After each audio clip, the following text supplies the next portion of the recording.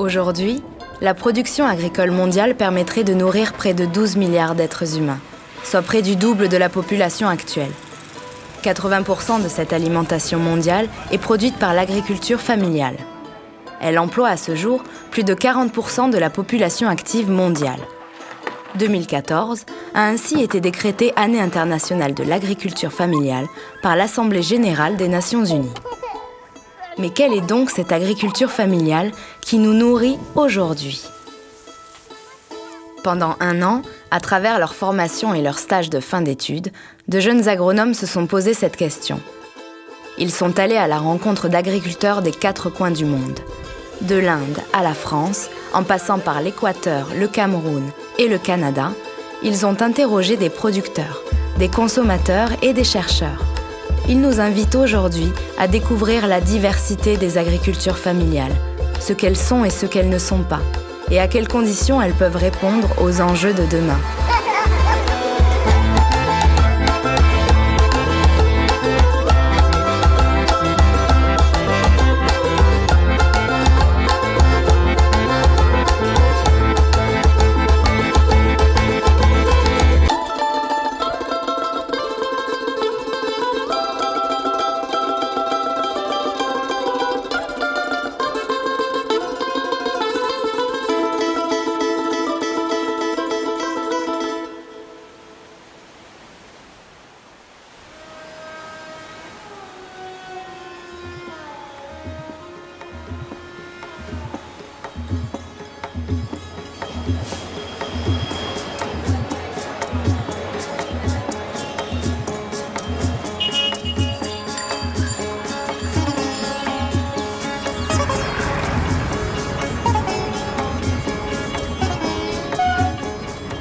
L'Inde est une mosaïque de milieux et d'histoires.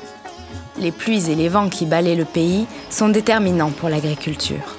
Après la mousson, à l'ouest du pays dans l'état du Gujarat, les agriculteurs travaillent un paysage semi-aride. સણબુ તૈયાર થઈ જાય એટલે એને પાડીને ભાત રોપી દેવાનો. ભાત રોપ્યું પછી એને કમ્પ્લીટ કરીને પછી અત્યારે ફરતેથી શાકને મગફળી રોપેલી છે, શાક છે, સાદડા છે, शीशम से, राजापुरी से, हापूस से, लंगड़ो से, चीकू से, પછી નારિયેલ છે, પછી આપણે સીતાફળ, રામફળ, બધી જ જાતની અમારે અહીં છે ને કેરીથી માંડીને બધી જ ફળફળી આવે એમ ટોટલ વસ્તુ. કોઈ પણ અમારે બજારમાંથી લાવવાનું નહીં રહે એમ ટોટલ વસ્તુ અમે પકાવીએ એમ. 4 છોકરા મારા કુટુંબના 4 છોકરા છે, પછી 4 વહુ છે. મારું કુટુંબ સારી રીતે જીવન ચાલે એમ. અમારે 35 જણનું કુટુંબ છે, 35. En diversifiant sa production, cette exploitation qui produit sur de petites surfaces parvient donc à satisfaire tous les besoins alimentaires de la famille. Mais ces producteurs nous montrent aussi que l'agriculture familiale n'est pas exclusivement tournée vers l'autosubsistance, puisqu'elle commercialise certains produits de l'exploitation. Les légumes sont vendus sur le marché local, le lait est vendu dans toute l'Inde et les mangues sont exportées vers l'Europe. Cependant, l'agriculture familiale ne ressemble pas toujours à ça. ભેંસને ગાય હોય ને આ 20-22 ભેંસ છે, 40 પર ભેંસ છે, પાડી છે નાના મોટા 100ની આસપાસ થાય. સવારના 140 દોઢ થાય ને 150 લીટર થાય ને દૂધ. સવારના 150, સાંજે 10 લીટર ઓછું થાય. એને દાણમાં કપાસ, પાપડી, તુર, ચૂની, ઘઉંનો ભૂસો અને કુસકી અને આ લીલી જુવાર અને હાથે પૂરી રીતે મિક્સ કાપીને નાખીએ. Cette exploitation spécialisée dans la production laitière nous montre que l'agriculture familiale n'est pas toujours une agriculture diversifiée. Ces 2 exploitations produisent du lait qui est livré chaque jour à la plus grande fédération de coopératives du monde, Amul. એ જો હવે 3 દિવસ હોય તો કેટલું થાય? લગભગ 3 રૂપિયાનું થાય એટલે 3-750 ગ્રામ જેવું થાય. ડેરી એ વખત ભાવ તો બહુ ઓછો હતો. અને કાકા દોણા તમારે સસ્તું હતું એટલે લગભગ એવા 4-4.5 ફેટ ઉપર પૈસા હતા. કોઈ 4.5 પડે, 5 પડે, 6 પડે એવું પડતું. La coopérative a augmenté les revenus de nombreux agriculteurs en leur donnant accès à un marché stabilisé et rémunérateur. Cette révolution laitière, appelée révolution blanche, initiée par le modèle coopératif Amoul, fut ensuite soutenue par l'État. Il lui reconnaissait l'avantage d'encourager le développement des zones rurales, tout en augmentant la production laitière indienne, contribuant ainsi à la sécurité alimentaire du pays. En appuyant les infrastructures de collecte et de services, cette politique a permis d'améliorer les conditions de vie des agriculteurs, tout en livrant du lait à un prix abordable aux zones urbaines. Vasudhara is created to provide the livelihood to the milk producers.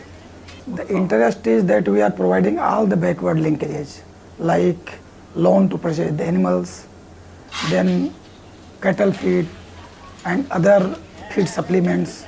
We are also providing animal husbandry and veterinary services, and after all, our most critical work is to provide training to the milk producers, then provide all the input facility needed for milk production.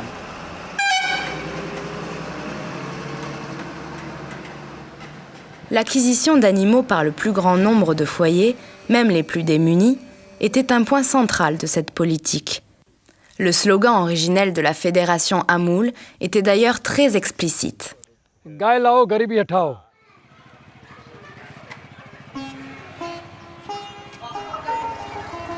अच्छा 4 ગાયો છે અને 1 વાછડી છે. સવારનું દૂધ અને સાંજનું બે થઈને 5 દિવસની મજૂરી એક દરની થાય એમાં. Amoul permet à plus de 3 millions d'éleveurs d'obtenir un revenu quotidien décent grâce à la vente du lait.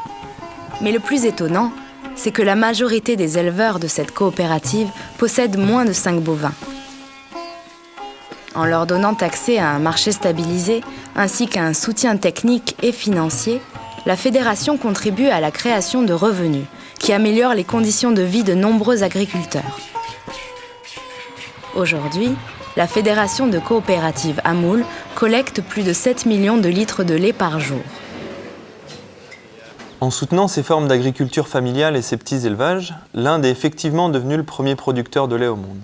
Elle a réussi à satisfaire la demande nationale en produits laitiers, contribuant ainsi à assurer la sécurité alimentaire du pays, mais surtout à faire vivre de nombreuses familles d'éleveurs qui, par conséquent, n'ont pas eu besoin de rejoindre les bidonvilles de Mumbai ou encore de New Delhi.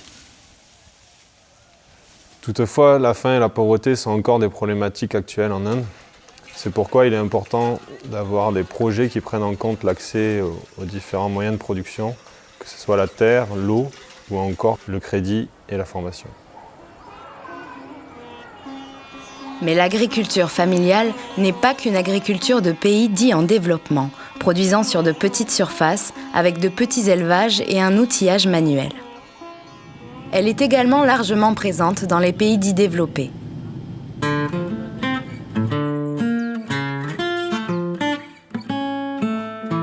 Avant la Seconde Guerre mondiale, une grande part de la production agricole française était issue de petites fermes familiales aux productions diversifiées. Ce modèle s'est transformé après cette longue période de conflit. Diverses politiques publiques, et notamment la politique agricole commune de l'Union européenne, ont favorisé l'accès à des semences à haut potentiel de rendement, aux engrais, aux herbicides et aux pesticides, ainsi qu'à la mécanisation grâce à des crédits avantageux. En France, des organisations agricoles et des coopératives se sont aussi développées afin de représenter la profession agricole auprès des pouvoirs publics. Elles ont également permis de faciliter la commercialisation des denrées produites grâce à des prix stabilisés. Pour pouvoir produire une alimentation à faible coût, tout en maintenant leurs revenus, les agriculteurs ont bien souvent agrandi et spécialisé leurs exploitations. Cette exploitation porcine bretonne en est un exemple. Mon père et mon grand-père sont venus s'installer ici, à Troumé, où on est là.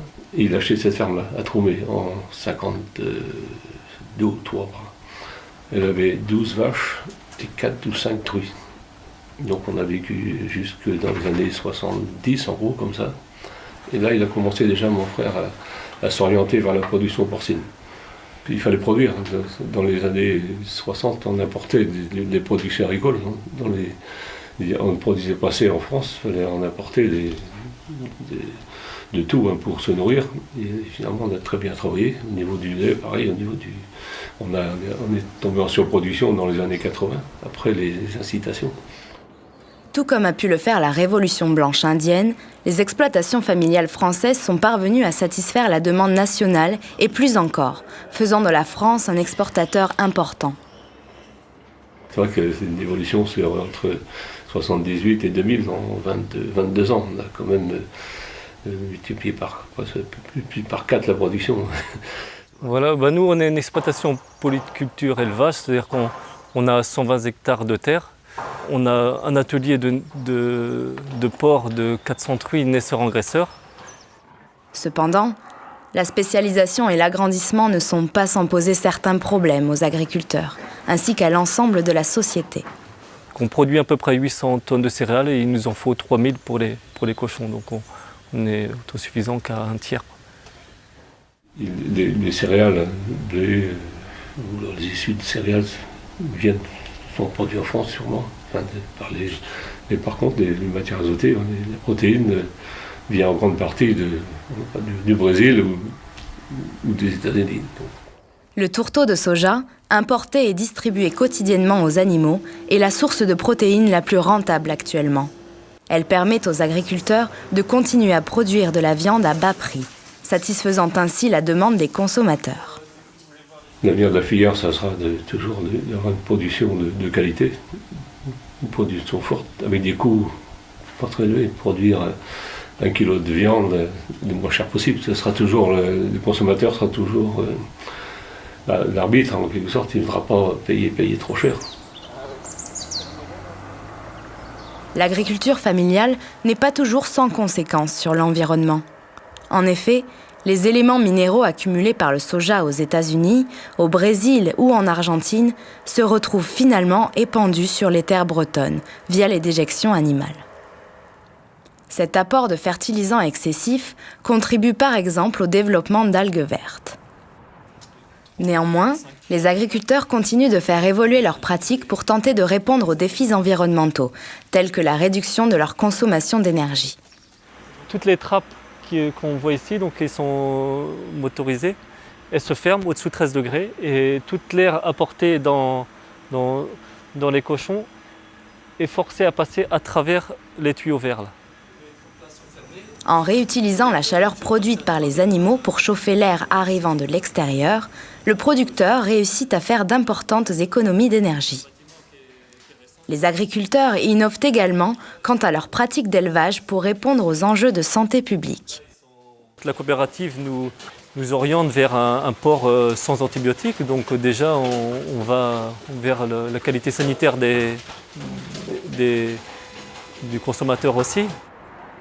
Ce qu'il faut en retenir, c'est que l'agriculture familiale est tout à fait capable de s'adapter à l'évolution des demandes de la société, si celle-ci la rémunère décemment. Si au cours de l'histoire, certaines exploitations ont pu investir et se moderniser, d'autres, moins compétitives, ont fini par être vendues et leurs terres sont venues agrandir les exploitations voisines. Une sur trois disparaît. Sur Pipouillac, on a 160 exploitations, 165 je crois, dans les années 80, aujourd'hui 42 je crois exactement. Donc en l'espace de 20 ans, divisé par 4. La nécessité d'une exploitation de grande taille et d'investissements importants représente aujourd'hui un réel obstacle à l'installation de jeunes agriculteurs et à la transmission familiale d'une ferme.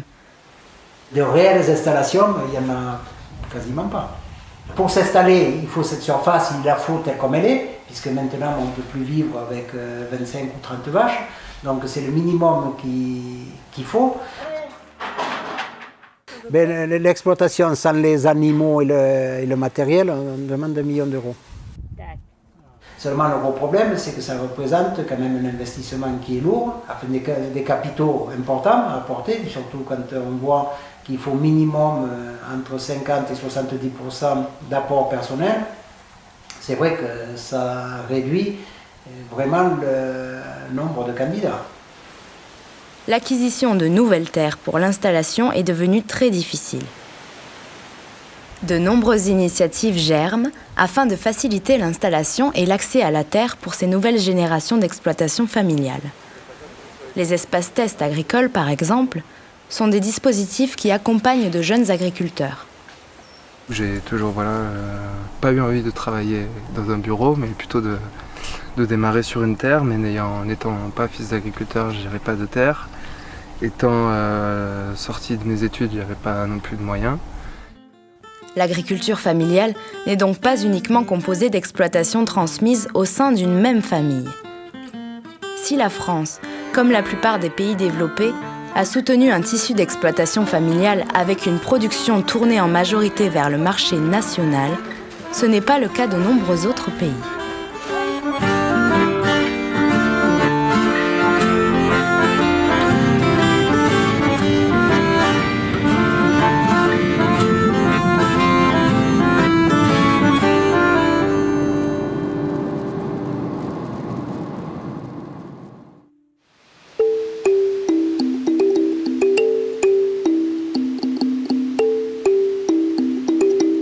Situé en Afrique centrale, le Cameroun possède une grande diversité d'écosystèmes qui permettent un grand nombre de cultures, dont le café et le cacao. Historiquement, ces deux cultures introduites par les Européens ont toujours été destinées à satisfaire la demande des métropoles coloniales. Après l'indépendance proclamée en 1960, et grâce au soutien de l'État camerounais, de nombreuses exploitations familiales se sont progressivement spécialisées dans ces productions destinées à l'exportation.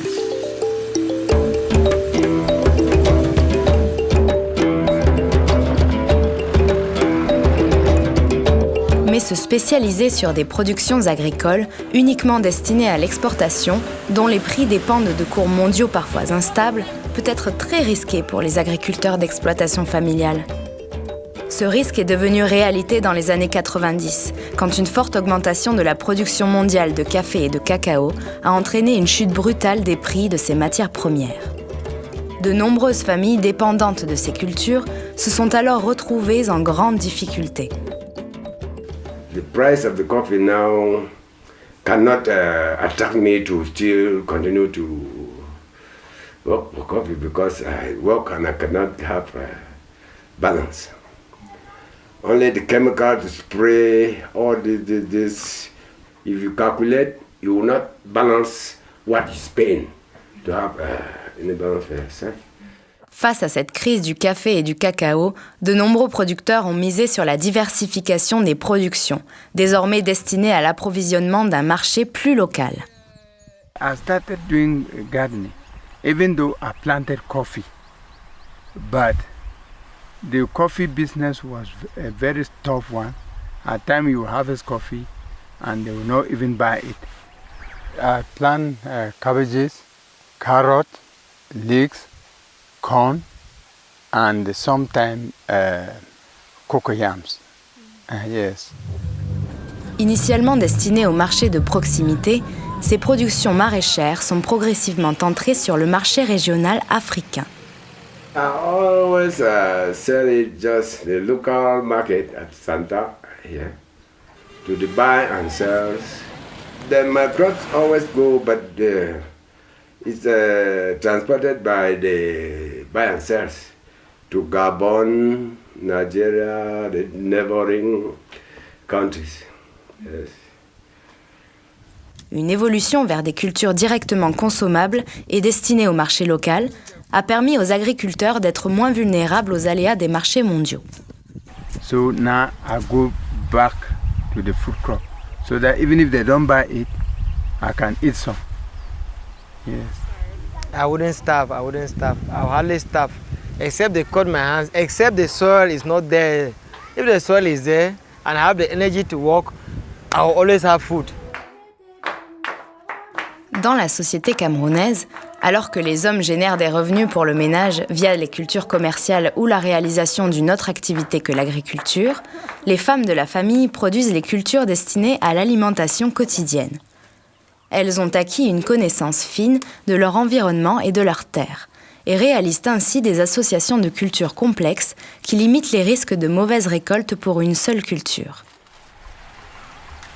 On one month, we plant cassava, maize, groundnut, yams, cocoyams. To feed the family, I do sell some, then part of it doing feeding. Comme dans bien d'autres cas au cours de l'histoire, les agriculteurs des exploitations familiales ont prouvé leur capacité à réagir face à de nouvelles contraintes. L'agriculture familiale n'est donc pas une agriculture figée, incapable de se détacher des traditions. La crise du café et du cacao a par ailleurs affaibli l'économie nationale et provoqué un fort endettement de l'État camerounais. Ce dernier a été contraint de réduire ses budgets d'investissement public, ce qui a engendré une grave crise de l'embauche et des licenciements massifs dans les villes. Cette situation a entraîné une migration d'une partie de la population urbaine vers la campagne pour travailler dans l'agriculture. Ainsi, des fils et des filles, des frères et des sœurs ont rejoint les exploitations familiales. You know, a concours is an entrance examination into the public service.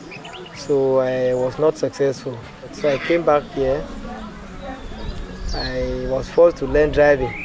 And then I realized that this driving profession is somehow hand to mouth.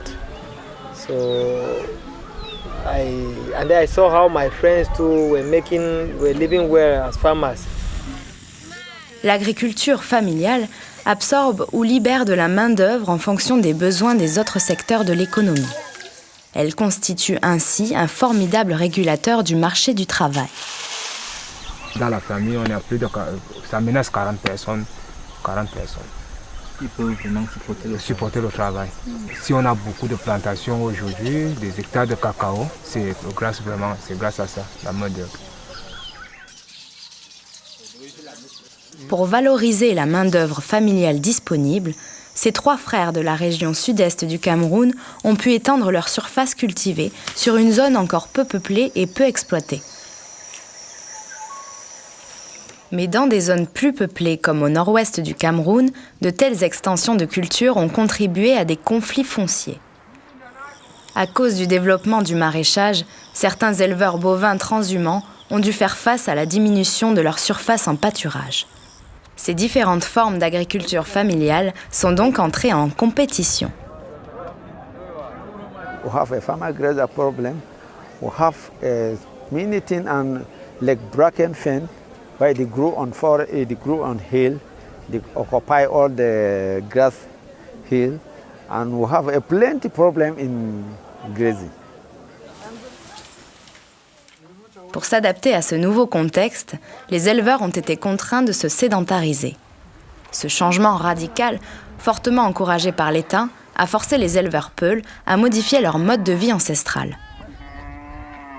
Certains se sont convertis au maraîchage et d'autres ont mis au point de nouvelles pratiques d'élevage pour pouvoir maintenir un revenu décent sur des surfaces réduites.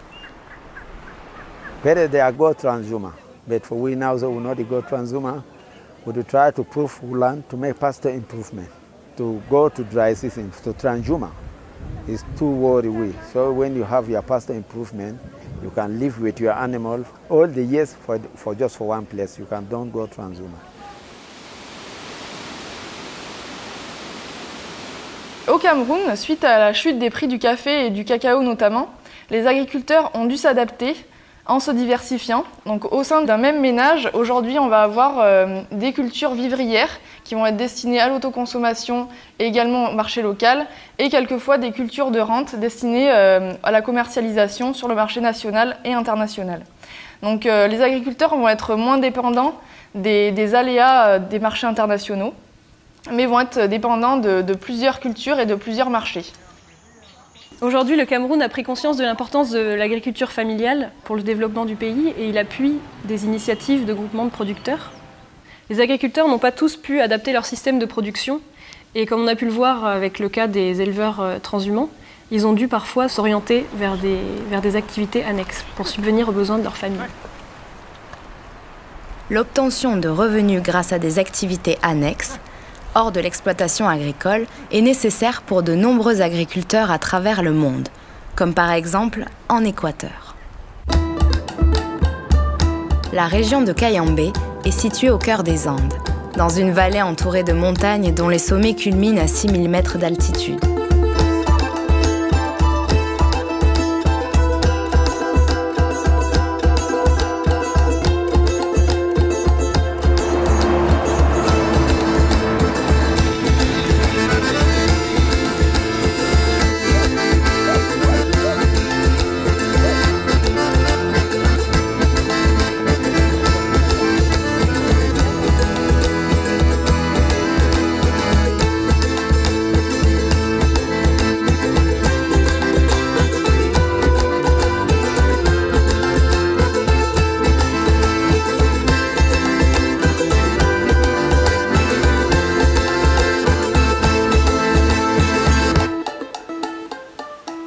Les agriculteurs cultivent et élèvent sous un climat équatorial de montagne.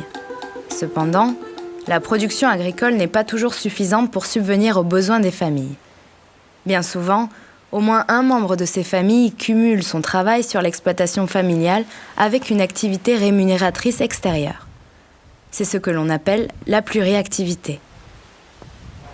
Trabajo de ahí, de lo que salgo del centro infantil, yo vengo para acá, me dedico en lo que es la agricultura. Y lo que tengo de terreno, tengo 1 hectárea, en lo que es cebolla, papas, habas, alberja, siembro hierba también, tengo ganados. La verdad, nosotros, o sea, por plata más se trabajaría, porque a veces nosotros tenemos otras necesidades aquí en la casa y no nos abastece si el terreno solo para sembrar. A veces no tenemos suficiente plata para cultivar como es debido en el cultivo, entonces por esa razón es que tenemos que salir nosotros a trabajar. L'agriculture familiale n'est pas uniquement composée de foyers où l'intégralité des revenus est issue de l'exploitation familiale. Une partie de cet argent gagné à l'extérieur est parfois investi dans l'activité agricole. Dans la région de Cayambe, on rencontre également d'autres formes d'agriculture. Des exploitations que l'on peut qualifier de capitalistes, de par leur fonctionnement, produisent des fleurs destinées à l'exportation. Ces exploitations capitalistes n'appartiennent pas à ceux qui travaillent et cultivent la terre, mais à des investisseurs équatoriens ou étrangers. Ces derniers ont pour objectif de maximiser le taux de profit de leur investissement, en comparaison avec ce qu'ils pourraient gagner dans d'autres secteurs de l'économie, comme l'industrie ou les services. Ces entreprises agricoles dépendent entièrement d'une main-d'œuvre salariée, constituée par les agriculteurs d'exploitation familiale des alentours, qui travaillent en parallèle sur leur propre terre. Sí, porque por económico no hay que salir de venta de nuestro terreno, hemos salido a lo agrícola. Estar en la casa me hace falta la plata. Les productions agricoles de la région dépendent donc fortement de ces agriculteurs employés dans les floricolas. Cependant, si ces exploitations familiales et capitalistes partagent le même territoire, c'est de façon très inégale, puisque les exploitations familiales ont notamment été marginalisées de l'accès à l'irrigation depuis la colonisation espagnole. Ces deux types d'exploitation gèrent également leur main-d'œuvre de façon bien différente. Por eso es lo que hemos tratado de hacer entre mi familia, hemos buscado de incrementar, hacer propias fuentes de trabajo para no andar sufriendo así. Es que de otras empresas nos botan. Cuenta de decir, bueno, si quieres trabaja y si no, vete. Ce qu'évoque cet agriculteur renvoie directement à la définition de l'agriculture familiale. Ce que sont les agricultures familiales, je mets au pluriel parce qu'il y a des formes assez différentes, mais ce sont des agricultures qui sont mises en œuvre dans des fermes, dans des unités de production agricoles, familiales, à savoir que les agriculteurs et leurs familles travaillent pour leur propre compte, mobilisent pour l'essentiel leur propre main-d'œuvre familiale, avec comme objectif d'améliorer leurs revenus en comparaison avec ce qui pourrait leur revenir s'ils travaillaient ailleurs. À quoi s'ajoute souvent que les familles sont aussi détentrices des moyens de production.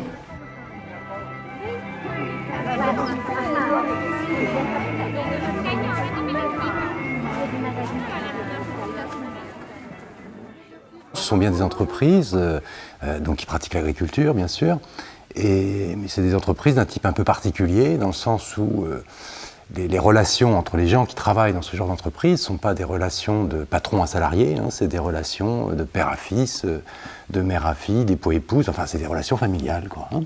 Cette absence de rapport salarial dans l'exploitation familiale en fait un très bon régulateur du marché du travail. On licencie un ouvrier agricole, mais on ne licencie pas son fils. Un chef d'exploitation familiale ne fera cela qu'à la condition qu'il soit à peu près assuré que le fils, lorsqu'il va partir en ville pour trouver du travail, trouvera assez facilement des conditions de travail et de rémunération au moins équivalentes à celles qu'il aurait eues s'il avait continué à travailler sur l'exploitation familiale. Il est clair que l'agriculture familiale, de ce point de vue-là, présentent un potentiel bien plus grand que les entreprises capitalistes, pour lesquelles, évidemment, encore une fois, tout travail supplémentaire est un coût supplémentaire et donc est un profit en moins.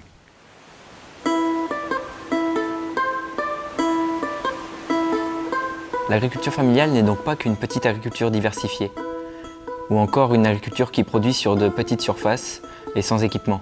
L'agriculture familiale, lorsqu'on lui en donne les moyens, peut aussi être très moderne et très productive. L'agriculture familiale n'est pas qu'une agriculture de pauvres et de pays en développement.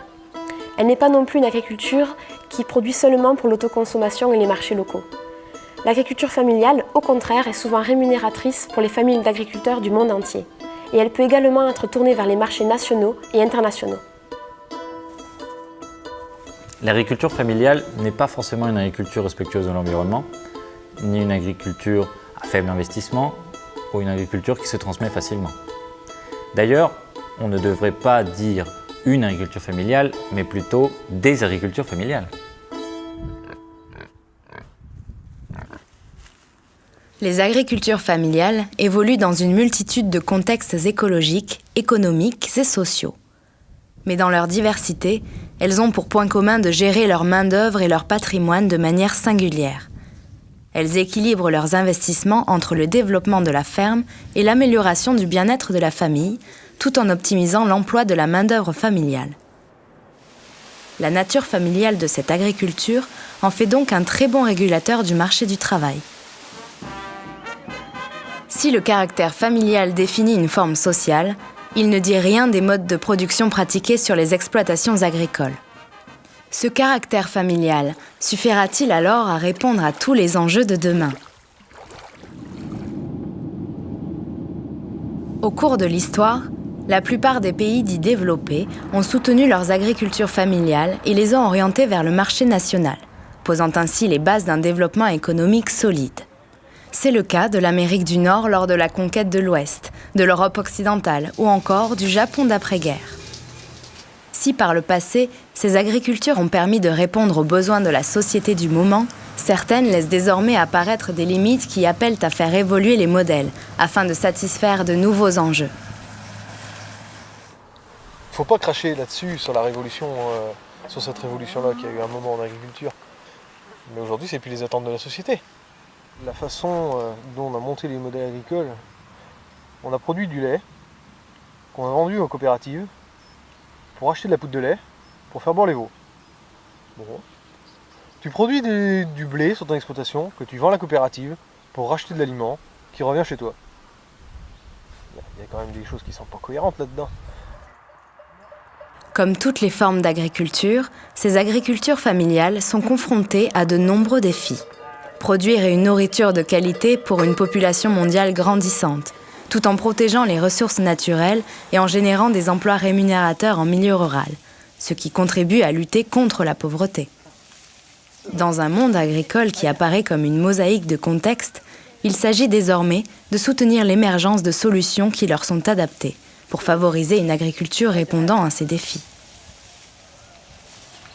En étant à l'origine de nombreuses innovations, les exploitations familiales que nous avons rencontrées démontrent qu'elles ont la capacité de s'adapter pour répondre à ces enjeux. Pour y arriver, certains agriculteurs ont par exemple basé leur production sur la mise en valeur des ressources locales et renouvelables.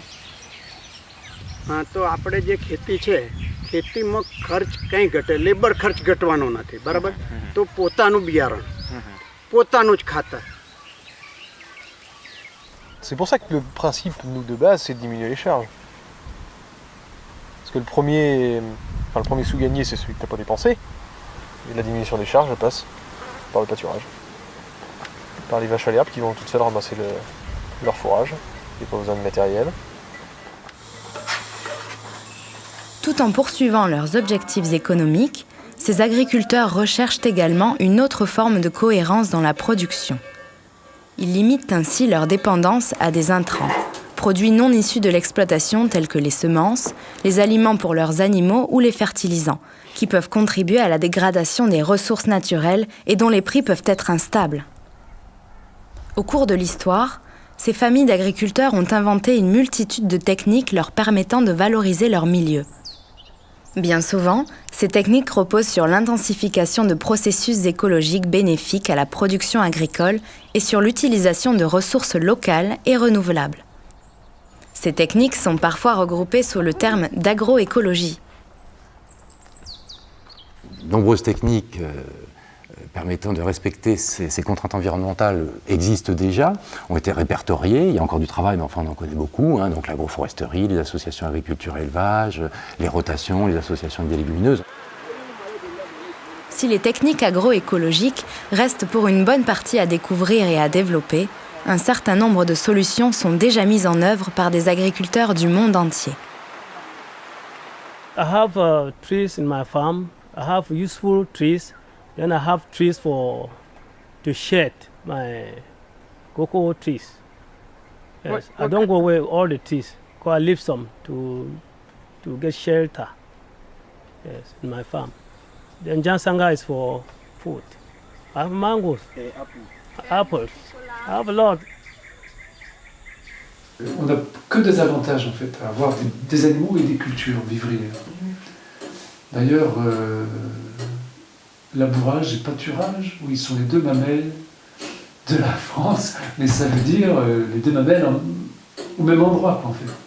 Parce que maintenant on a un peu perdu de vue, on a tendance à faire de l'élevage ou des céréales. Et en fait quand on fait les deux, on a le fumier des animaux, les animaux mangent les pailles, mangent les grains, le son et tous les issues de grains. On fait souvent donc, le grand classique où c'est graminées, enfin céréales et légumineuses quoi.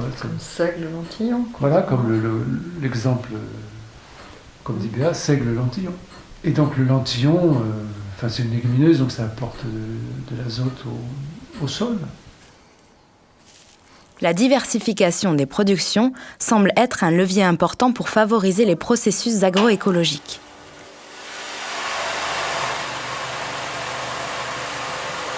La complexité des associations de production nécessite parfois l'utilisation de techniques et d'outils spécifiques qui requièrent une maîtrise fine. Ces systèmes de production agricole, disons, alors comment les appeler, appelons-les agroécologiques, c'est un terme relativement large encore aujourd'hui, et se traduit donc bien souvent par une demande en travail supérieure. Et il est certain que si on attend des agriculteurs, et les agriculteurs familiaux en particulier, qu'ils s'y adonnent davantage, bien, la première condition, ça va être de faire en sorte que ce travail supplémentaire qui va leur être demandé d'une certaine manière, soit rémunéré. Si cette condition est respectée, la création d'emplois rémunérateurs en milieu rural est un défi majeur que pourrait relever ce type d'agriculture familiale qui pratiquerait l'agroécologie. En créant plus d'emplois à l'hectare, elle dispose d'un réel potentiel pour résorber le chômage au nord comme au sud. Elle permettrait aussi de limiter la déprise rurale et d'éviter le gonflement des bidonvilles dans les pays en développement, pour lesquels la population croît rapidement. Et la dernière chose, c'est de faire de l'emploi, c'est-à-dire optimiser notre système de production pour qu'il y ait le plus d'emplois, fixer l'emploi sur la terre, localement, avec toutes les conséquences sociales que ça a sur les communes et l'occupation du territoire. Si on souhaite voir ce type d'agriculture plus agroécologique se généraliser, il va falloir accepter que ce travail supplémentaire qui va être demandé soit rémunéré. Et donc ça va de pair, oui je le pense, avec des prix agricoles et donc des prix alimentaires plus élevés. A sustainable farm has to sustain the farmer first before it can sustain society and the environment. Pour rémunérer ce travail supplémentaire sans le répercuter directement sur le prix aux consommateurs, certaines exploitations familiales vendent leurs produits localement via des circuits courts.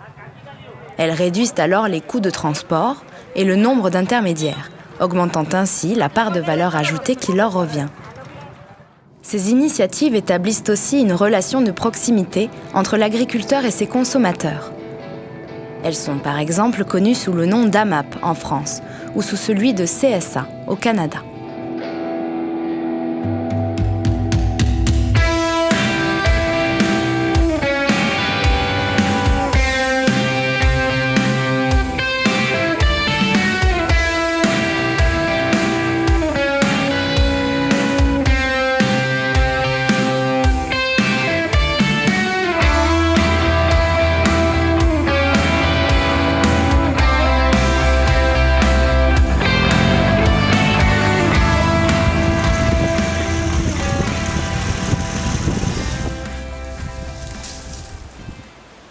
CSA is an important part of what we do, and it's important because in January, when we're starting to plan the farm, we contact our CSA customers and we request their deposit. So they give us money up front, usually in February, and it's a good chunk of money with which we can buy our seed, we can start ordering our compost and our amendments, anything that you need before you have vegetables to sell. The nice thing about CSA and retail at farmers market is that the income is always consistent. We grow our crop, we know what we're going to get for our crop. If we're growing corn only, we don't know. That price will be determined by the international marketplace. Les systèmes de commercialisation de proximité présentent de nombreux avantages pour les agriculteurs comme pour les consommateurs, mais ne peuvent répondre à eux seuls aux besoins alimentaires des sociétés actuelles. D'autres formes de commercialisation restent à construire pour inclure plus d'agriculteurs et de consommateurs afin de nourrir même les plus grandes métropoles. La transformation artisanale des produits agricoles est un autre moyen d'augmenter la valeur ajoutée des produits pour les agriculteurs. C'est aussi un moyen d'élargir la gamme de produits disponibles localement en toute saison. Pour une petite ferme, même comme nous, c'est avantageux la transformation parce que ça permet d'avoir une valeur ajoutée à notre produit, donc d'engager plus de personnes pour la même superficie de ferme, la même grandeur de ferme. Fait qu'avec 70 vaches, au lieu de faire vivre 3 personnes, on peut faire vivre 6, 7 personnes, 8 avec le comptoir de la fromagerie. Fait que c'est 8 personnes qui ont un salaire à temps plein au lieu de 3. Consommer localement, à une échelle adaptée à chaque produit, est une façon pour les consommateurs de contribuer à l'évolution des pratiques agricoles et de prendre part à l'orientation de l'agriculture. Rutabaga. What do you think? The piece I think consumers have to understand is that the agriculture and food system is a co-creation of consumers' choices driving farmers' choices. So the way the system's set up today, there's a huge wall between consumers and farmers in the processing and distribution and retailing, where the only real thing that passes through that is price. Values really don't pass back. So if consumers want to change, if they want a different farming system, agricultural food system, then they have to make different choices. And the only real way to do that is through direct connections, whether that's farmers markets, CSA programs, working with a food co-op in the city, purchasing from farmers and working with consumers. Ces agriculteurs qui ont fait le choix de modifier leur système, soit par leur démarche de production agroécologique, soit par leur mode de commercialisation ou par l'association des deux, se rapprochent de ce que l'on nomme aujourd'hui l'agriculture paysanne. Qu'est-ce que l'agriculture paysanne ? Eh bien, à mon sens, c'est une agriculture familiale. De ce point de vue-là, pas de problème. J'entends par là que le caractère familial du travail demeure, ça, il n'y a pas de souci. Mais par contre, en plus, cette agriculture familiale met en œuvre des systèmes de production reposant avant tout sur des ressources locales et effectivement assurant une production destinée à des marchés aussi relativement de proximité. Il semble exister un consensus sur ce que devra être l'agriculture du XXIe siècle. Elle devra produire en quantité et en qualité suffisante pour nourrir une population grandissante, être peu polluante et contribuer à lutter contre la pauvreté et la faim dans le monde, en créant des emplois rémunérateurs en milieu rural. L'ensemble de ces points caractérise finalement certaines formes d'agriculture familiale, et plus précisément l'agriculture paysanne.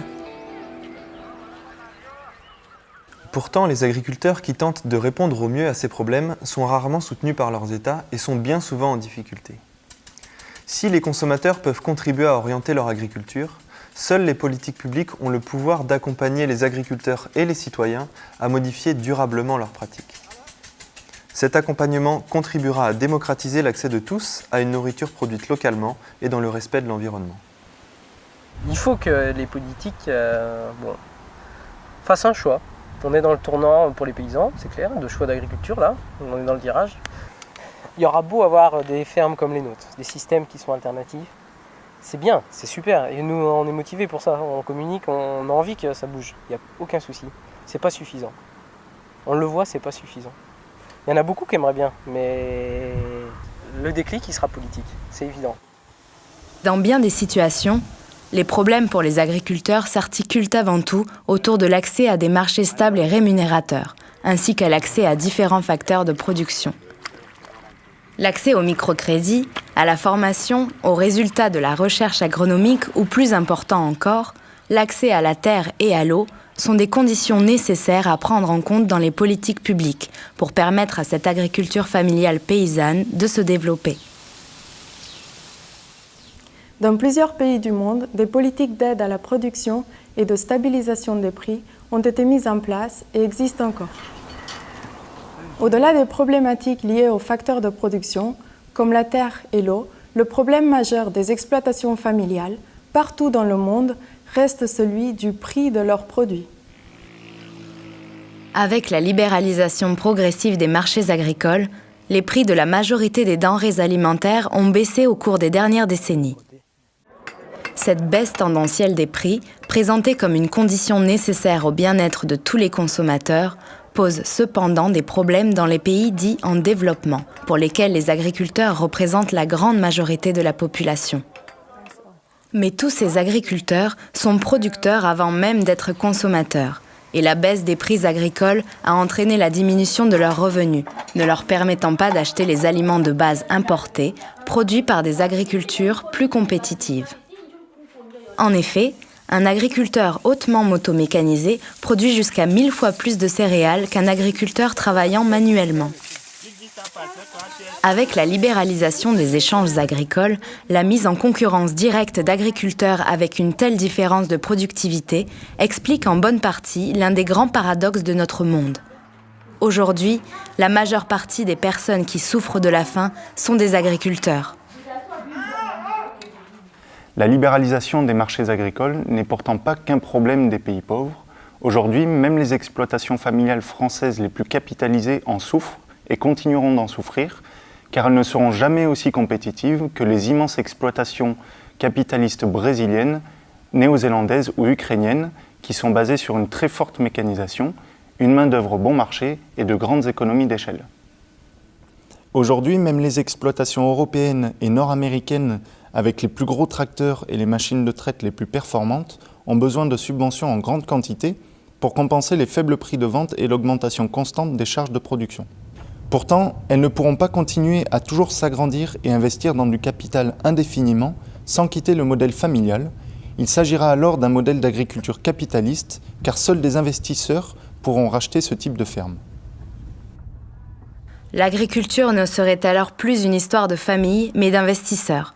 Elle ne serait plus familiale, mais capitaliste. L'agriculteur ne serait plus un chef d'exploitation préoccupé de la pérennité de sa production, mais un simple exécutant ouvrier. Le propriétaire, quant à lui, ne serait plus un agriculteur qui conçoit son activité sur le long terme en contrôlant les risques, mais un investisseur qui abandonnerait la ferme si d'autres opportunités plus lucratives se présentaient. Après avoir vu la force de développement de l'agriculture familiale lorsque les marchés sont stables et rémunérateurs, que penser de la tendance actuelle qui est de supprimer les barrières tarifaires sur les denrées agricoles ? Dans chaque pays du monde, ces barrières tarifaires pourraient constituer de revenus fiscaux qui assureraient la stabilisation et l'augmentation des prix payés aux producteurs. Peut-être n'est-il pas romantique de vouloir soutenir une agriculture familiale paysanne qui pratiquerait l'agroécologie et vendrait ses produits localement tout en pouvant vivre décemment de son travail. Peut-être s'agit-il plutôt d'une décision pragmatique que les acteurs du monde agricole, comme chacun des citoyens de la société civile, pourraient encourager, grâce aux politiques publiques qu'ils soutiendront.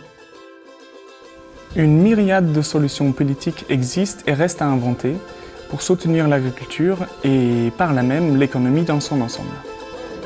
Grâce à ces rencontres avec des agriculteurs du monde entier, nous avons pu découvrir la grande diversité des agricultures familiales. Qu'ils aient une houe, un bœuf ou un tracteur, avec des histoires différentes, sous des climats et des sols variés, ceux qui s'aiment arrivent à vivre, à survivre et à nourrir l'humanité depuis des millénaires. Malgré les changements et les évolutions de notre société, ces familles d'agriculteurs ont su nourrir la planète et ont encore les capacités d'assurer notre avenir. La vraie question n'est peut-être pas de savoir qui nous nourrira demain, mais plutôt comment nos sociétés aideront ceux qui s'aiment à cultiver l'avenir.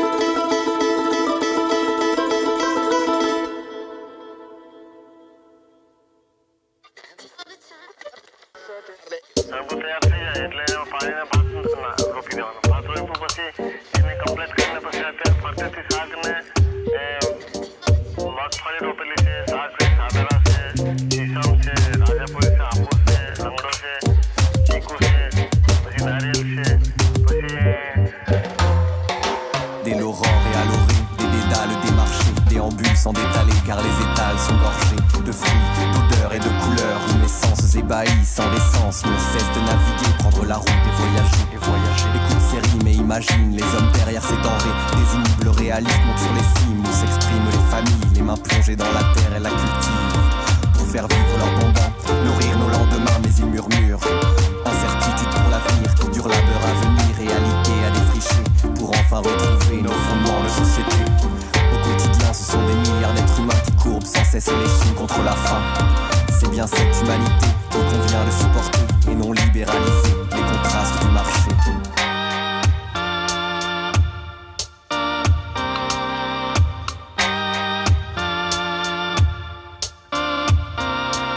Je viens semer quelques graines sur le terreau des idées, rendre hommage à ceux qui s'aiment et nourrissent l'humanité. Je viens questionner les hommes, l'avenir de nos sociétés, regarder autour du globe et voir germer les idées. Je viens semer quelques graines sur le terreau des idées, rendre hommage à ceux qui s'aiment et nourrissent l'humanité. Je viens questionner les hommes, l'avenir de nos sociétés, regarder autour du globe et voir germer les idées. Sur les plateaux de Santiago, un paysan se prend à divaguer vers celui qui cultive le long des rives du Congo, fait une pause et s'improvise. Nomade en Mongolie, sédentaire en Normandie, douce dérive vers le Soudan. Culture sur des volcans, envolés vers les nuages, réminiscence de Carthage. Disparité des usages, diversité des visages, un vertige, le sillage. Et du fin fond du Sahel au contrefort, les Cévennes, l'attitude, agriculture parallèle, attitude de géants, attitude de paysans.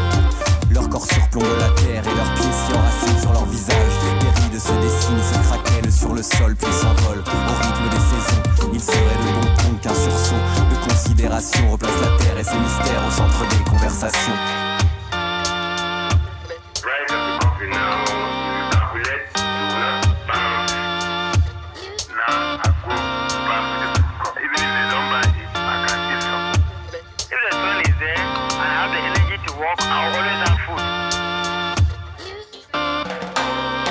Je viens semer quelques graines sur le terreau des idées, rendre hommage à ceux qui s'aiment et nourrissent l'humanité. Je viens questionner les hommes, l'avenir de nos sociétés, regarder autour du globe et voir germer les idées. Je viens semer quelques graines sur le terreau des idées, rendre hommage à ceux qui s'aiment et nourrissent l'humanité. Je viens questionner les hommes, l'avenir de nos sociétés, regarder autour du globe et voir germer les idées. Immobile sur sa terre, il est assis, le regard qui s'égare sur l'horizon et sans égard. Sous ses pieds les soubresauts, la terre se met à trembler, elle oscille lorsque le marché vacille.